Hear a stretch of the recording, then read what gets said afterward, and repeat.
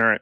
So quickly, what's your percentage of the Giants getting a wild card or making the playoffs? Oh boy, I need a percentage.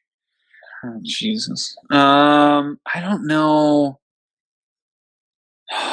Okay, I gotta look at where they're at right now to kind of gauge. They're 29-30 as of today from their loss against the Orioles. They're 2.5 games behind for the wild card spot.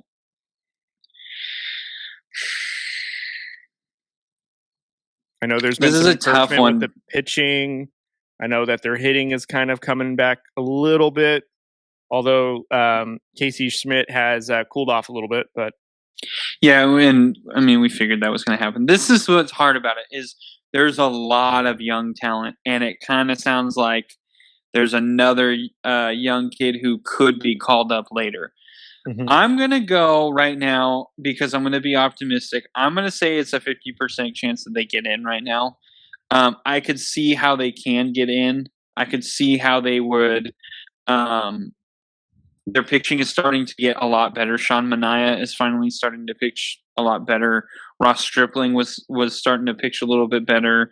And Taylor Rogers, who was probably our best pickup in the offseason, he finally is starting to really ramp it up and get to where he was, and which has been huge for us in the bullpen.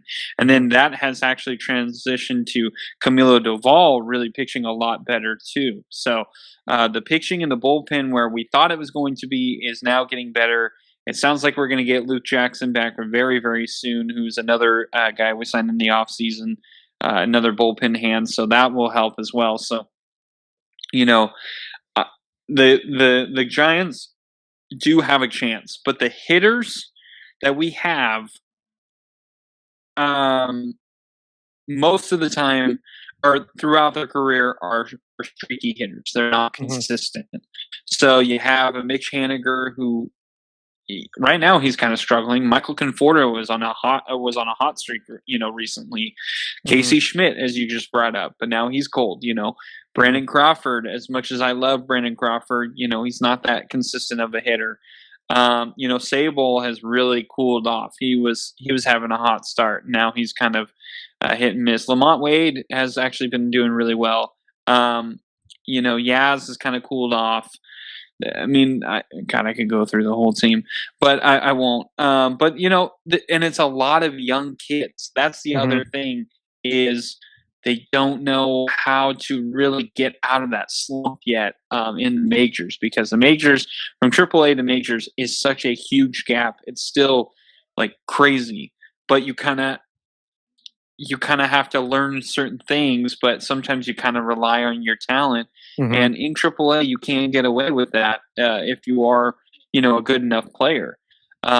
So that's why I'm a little reluctant to say, 60%, 75%, they're going to get in the playoffs. I think that's being a little too optimistic.